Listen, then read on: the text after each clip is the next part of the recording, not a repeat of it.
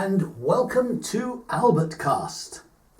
This week and for the next 2 weeks we're going to be talking about something that I'm sure you've already heard of, and that is COP27. So the first question is, what is COP27?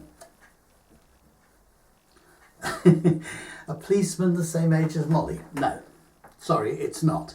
It's actually a meeting of leaders from many countries in the world, and they meet to discuss climate change. Why is it called COP? Well, COP stands for Conference of the Parties, and it's really just a rather long-winded way of saying that a lot of people get together and have a conference. And this is the 27th meeting. It all began in 1995. So did Molly. In Berlin. Well done. And this year's 2-week conference is being held in Egypt, which is in Africa. And it's the 5th time that the conference has been held in Africa. And that's good, because that's the continent that is perhaps the most vulnerable when it comes to climate change, and already in fact is feeling the effects of climate change. Yesterday and today, the heads of state and government leaders have been giving a 5-minute talk saying what they're going to do to sort out climate change. Then they'll climb into their aeroplanes, gas-guzzling, polluting aeroplanes, fly home, and the delegates at the conference, the civil servants if you like, will get down to negotiating.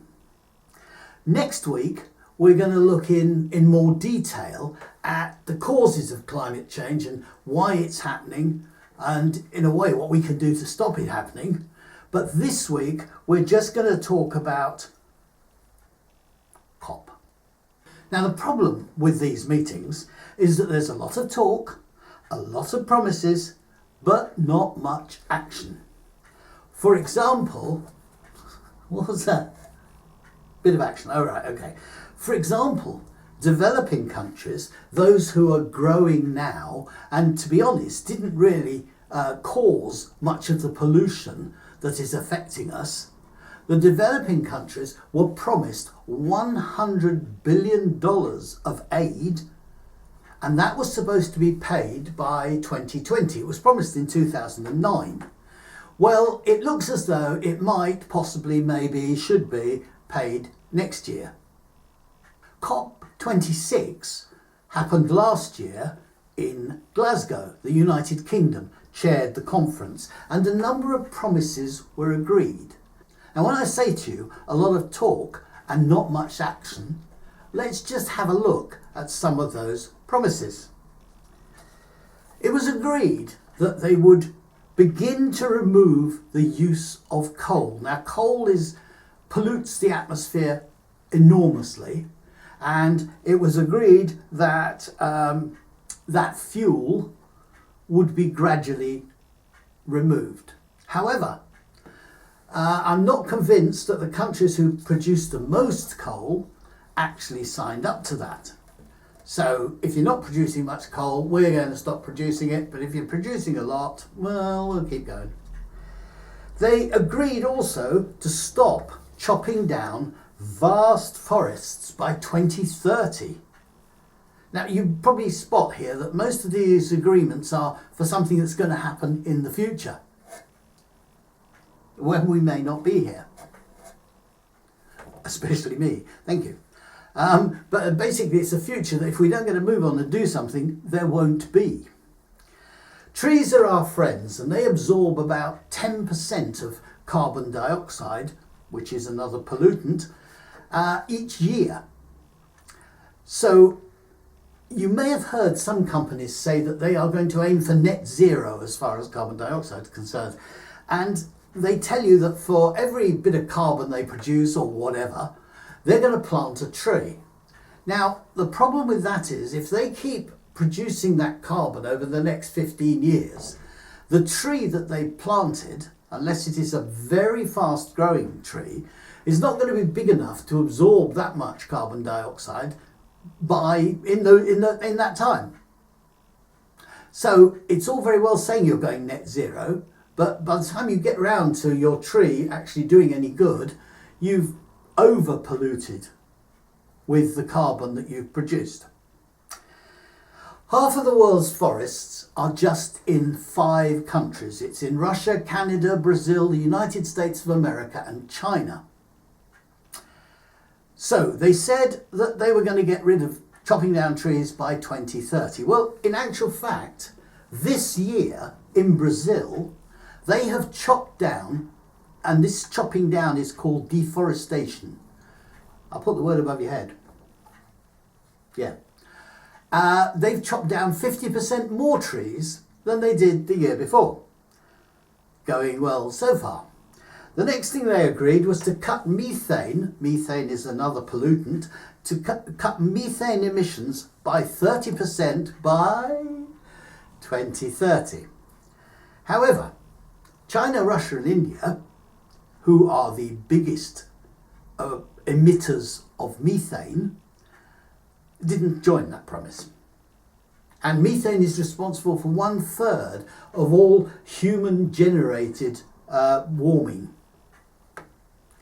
And finally, well, not finally, there were other bits, but the final one we're going to look at, they agreed to submit climate action plans to the United Nations before the next COP. And the next COP is this one, COP27, because that was agreed at COP26.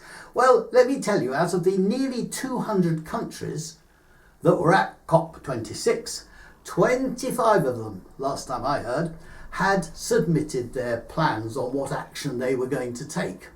So basically, think about it. You do an exam and you get 12.5%. I know, that was my ring, hit the table, it just did it again, I do apologise. You get 12.5%. I don't think many people are going to be that pleased with you. So that didn't go very well. You see, this problem, this climate change, this global warming, is the biggest problem facing humans today. Forget about the cost of living, because if we don't sort out climate change, there will be no living to cost.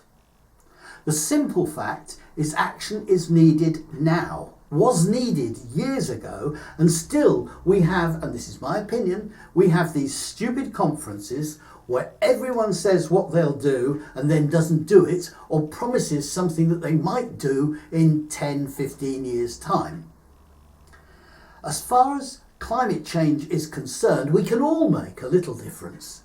But it's the governments and the big companies who can, must, should, will have to make the biggest difference. Because, quite frankly, if they don't, you and I, to coin a phrase, are toast.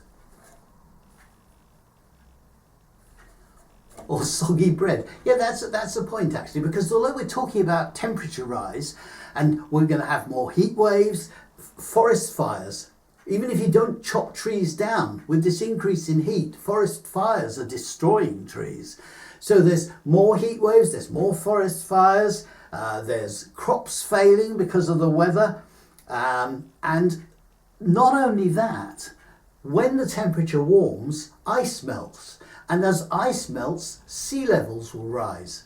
And there are some countries, and I'm doing this without researching it first, but I think Tuvalu, as a country, basically if sea level rises 7 meters, 5 meters, I can't remember, maybe even less than that, Tuvalu will disappear. Sorry about that, but it's gone. And also this heating and this temperature change means we're going to have more severe weather. Pakistan have just experienced devastating floods.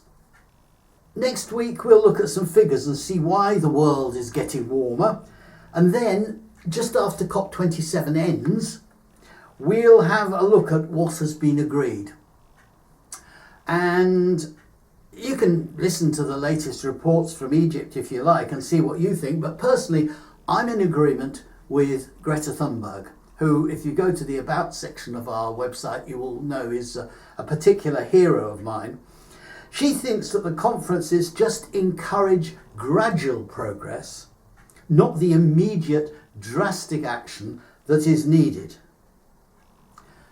Greta describes it as greenwashing, because you know the phrase whitewashing means that basically you just paint over something in white to get rid of what's underneath, but it's still there. From Greta's point of view, all of these people are just saying something green, but they're not really doing anything about it. And to be honest, I think Greta is being quite kind, and I do hope I'm proved wrong, but I think these conferences just give those who are actually doing nothing a chance to tell everybody what they're going to do. The future tense has no place in climate change action. It must happen now.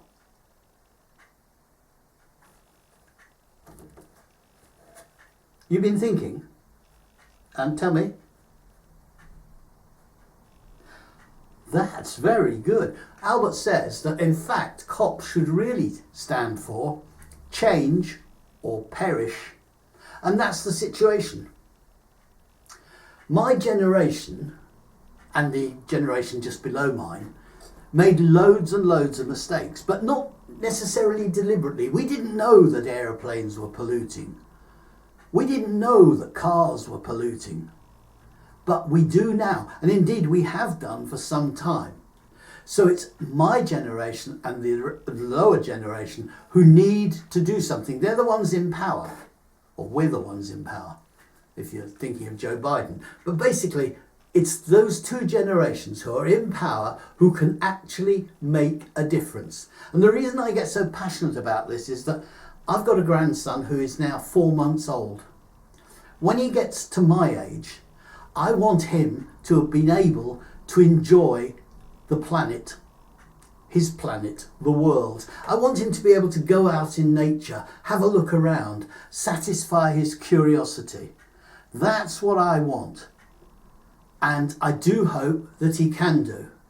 Because if he can't, if he's just living in a barren landscape, it's a pretty sad thing. Don't get me wrong, there is still time to change. But the change won't happen while we're talking. It'll happen when we actually do something. So there you are. That's it. I've had my little say, I've had my little rant, because I want my grandson to go out and enjoy nature. Yes, that is correct. Like Molly. I'll give you that one. We'll see you next week. Bye.